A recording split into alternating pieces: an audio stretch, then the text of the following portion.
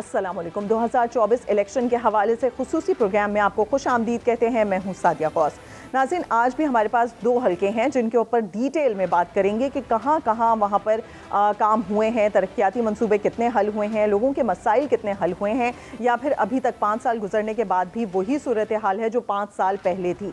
तो हमारे पास आज जो हल्के हैं, एक तो है लाहौर का हल्का NA 130, जबकि दूसरा लोरालाई का हल्का है, हल्का NA 252। पहले हम रुक करेंगे लाहौर के हल्के की जानिब।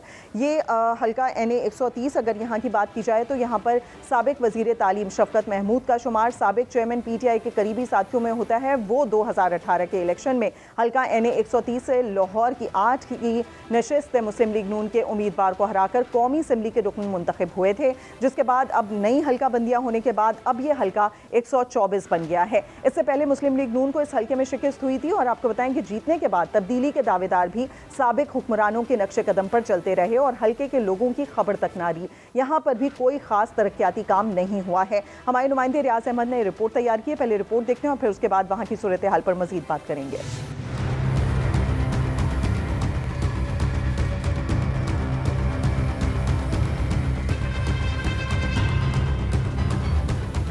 ये है साबिक वफाकी वजीर तालीम और PTI के मरकजी रहनुमा शफ़कत महमूद का हल्का NA 130, जो लाहौर के पोश तरीन इलाकों पर मुश्तमिल है। कुछ इलाकों में खूबसूरत कुशादा सड़कें, अंडरपास और फ्लाई ओवर्स नजर आएंगे, लेकिन जो ही इन शाहराहों के अलावा पसमानदा इलाकों में जाएंगे तो जगह जगह कचरे के ढेर, टूटी सड़कें और सीवरेज का गंदा पानी दिखाई देगा। गैस न आने की शिकायत तो हर हल्के के लोगों की जुबान पर है। पानी आता ही नहीं है, एक टाइम पानी आता है, ये ट्यूबवेल का आता है और कोई भी नहीं आता। बिजली का टाइम देख लें, बिजली भी नहीं है। सीवरेज का निज़ाम भी उसी तरह, बारिशें हो जाएं हफ्ता पानी नहीं निकलता और गैस तो बिल्कुल ही नहीं आती। सड़कें आपके सामने, वो कैमरा मारें, व्यू करें, चेक करें, आपके सामने जो भी निज़ाम खड्डे हैं, जो तोड़ देता अपनी मर्जी से वो दोबारा बना देंगे। ना गंदा पानी, ना गैस दे भी बिल आउंदा पे, पानी दे भी बिल आउंदा पे। मैं नहीं, इन्ना गंदा गटरां दा पानी जाके लोगों को बीमारी इन्नी फैल गई है ना, नवियां तो नवियां बीमारियां आ रही। 2018 के इलेक्शन में PTI ने लाहौर से कौमी असम्बली की चंद निशिस्तें हासिल की थीं, जिनमें से एक शफ़कत महमूद ने जीती। इंतखाबात के मौके पर वोट मांगने तो शफ़कत महमूद अपने हल्के में गए, मगर उसके बाद पीछे मुड़कर न देखा और लोग अब तक उनकी राह तक रहे हैं। हल्का NA 130 में Gulberg, cavalry ground, model town और फैसल टाउन समेत पोश इलाके आते हैं। शहरियों का कहना है कि मुंतखब नुमाइंदों की अदम तवज्जुही के बायस ये इलाके भी मसाइल का गढ़ बनते जा रहे हैं। सिर्फ इतनी बारिश हो, यहाँ आके खड़े हो जाएं, कितना पानी खड़ा होता है। पोश एरिया तो आप बोले ना, वो तो बदनाम कर रहे हैं आप पोश एरिया। और गुलबर्ग जो नाम होता था कई ज़माने में, वो आप ना बोलें, इसको रख दें, कोई छप्पड़ कुंडी रख दें, कोई और नाम रख दें, ये गुलबर्ग का नाम ना लें। लाहौर तो ऐसा लग रहा है जैसे लाहौर नहीं, किसी गाँव में रह रहे हैं हम। इस तरह के माहौल तो गाँव में भी नहीं होता जिस तरह के ये लाहौर में हो रहा है। यहाँ की सड़कें बिल्कुल ना, बदबूदार पानी, ना पानी पीने को सही मिल रहा है। बिल्कुल हालात बहुत खराब है। ਇੱਥੇ ਕੋਈ ਬੰਦਾ ਨਹੀਂ ਵੜਦਾ ਵੀ ਆ। ਵੇਖ ਲਓ ਤੁਹਾਡੇ ਸਾਹਮਣੇ ਗੱਟਰਾਂ ਦਾ ਕੀ ਹਾਲ ਹੈ, ਕੀ ਹਿਸਾਬ ਕਿਤਾਬ ਇੱਥੋਂ ਦਾ, ਕੀ ਹਾਲਾਤ ਨੇ ਇੱਥੋਂ ਦੇ। ਜਦੋਂ ਵੋਟ ਲੈਣੇ ਹੁੰਦੇ ਉਦੋਂ ਆ ਜਾਂਦੇ ਨੇ, ਉਸ ਤੋਂ ਬਾਅਦ ਦੁਬਾਰਾ ਵੜਦੇ नहीं, ਇੱਥੇ कोई बंदा नहीं। शफ़कत महमूद ने लोगों से जिस तब्दीली के नारे पर 1,27,000 से ज्यादा वोट लेकर अपने मद्दे मुकाबिल मुस्लिम लीग नून के उम्मीदवार ख्वाजा अहमद हसन को शिकस्त दी थी, आज वही वोटर्स उनसे शदीद नाला हैं। इलेक्शन कमीशन की नई हल्का बंदियों के मुताबिक अब ये हल्का NA 124 बन गया है। रियाज अहमद, आज न्यूज़, लाहौर। जी बिल्कुल, रिपोर्ट आपने मुलाहिजा की और इस पर तफसीलन बात करेंगे। रियाज की रिपोर्ट आपने देखी है तो रियाज अहमद को हम अपने साथ लेंगे। इसके अलावा तजियाकार बदर आलम साहब भी हमें ज्वाइन करेंगे और हल्का 130 के हवाले से उनसे भी तफसीलन हम बात करेंगे। पहले हम रुक करेंगे रियाज अहमद आपकी जानिब। आपने रिपोर्ट तैयार की है, आप उस हल्के में पहुँचे, क्या सूरत हाल आपने देखी, वहाँ पर कितने मसाइल हल हो चुके हैं और आवाम वो जो मौजूद है वहाँ पर क्या कहना है उनका कि पिछले 5 सालों में कोई तब्दीली आई है? यूं ही आप आबादियों में जाएं, घर तो बड़े हैं, लेकिन वहाँ पर सड़कें टूटी हुई हैं, लोगों को सीवरेज के मिसाइल उसी तरह है जो एक लाहौर के पसमानदा इलाके के हैं। पीने का पानी वो कह रहे हैं कि बदबूदार है, वो पी नहीं सकते, वो फिल्ट्रेशन प्लांट से लाते हैं या फिर वो खरीद कर पानी पीते हैं। ये सुई गैस का उनका ये कहना था कि सुई गैस यहाँ बिल्कुल नहीं आती, लेकिन यहाँ कोई आने वाला नहीं है। 4 साल उनका ये कहना था कि उनकी हुकूमत थी, 4 साल में हमें किसी ने आकर नहीं पूछा कि यहाँ पानी आता है, सीवरेज का कैसा इंतजाम है, यहाँ गैस आती है, यहाँ और दीगर जो यानी कि मसाइल रियाज हैं, आप सड़कें बता रहे हैं टूटी हुई काफी हैं। पॉश इलाके इस हलके के अंदर आते हैं, इसके बावजूद यहाँ पर इंफ्रास्ट्रक्चर अगर देखा जाए तो मेन रोड्स पे तो बहुत खूबसूरती नजर आती है, बड़ी ग्रीनरी नजर आती है, यहाँ पर अंडरपासेस भी बड़ी तादाद में बना दिए गए हैं, लेकिन अगर गलियों में जाकर देखा जाए तो वही मसाइल हैं जो किसी छोटे इलाके के होते हैं। अच्छा, तज्जियाकार बदर आलम साहब भी हमारे साथ मौजूद हैं, उनसे इस हलके की सियासत के बारे में बात करेंगे। बदर साहब, आप क्या समझते हैं, नई हल्का बदियों के बाद हल्का NA 130 जो कि अब NA 124 हो गया है, PTI के पास इसकी निशिस्त थी, अब मौजूदा सूरत हाल में क्या कोई सियासी तब्दीली आती देख रहे हैं आप?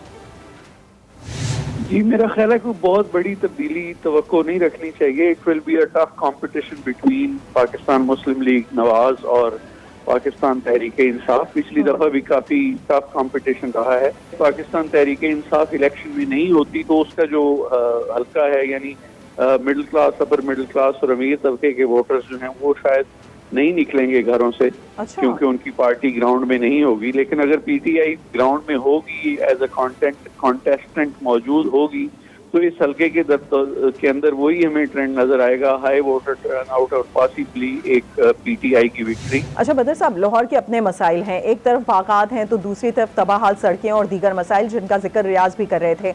आप क्या समझते हैं कि मौजूदा माशी सूरत हाल में तरक्याती काम हो सकेंगे या फिर जो पेंडिंग में थे वो भी मुकम्मल हो सकेंगे?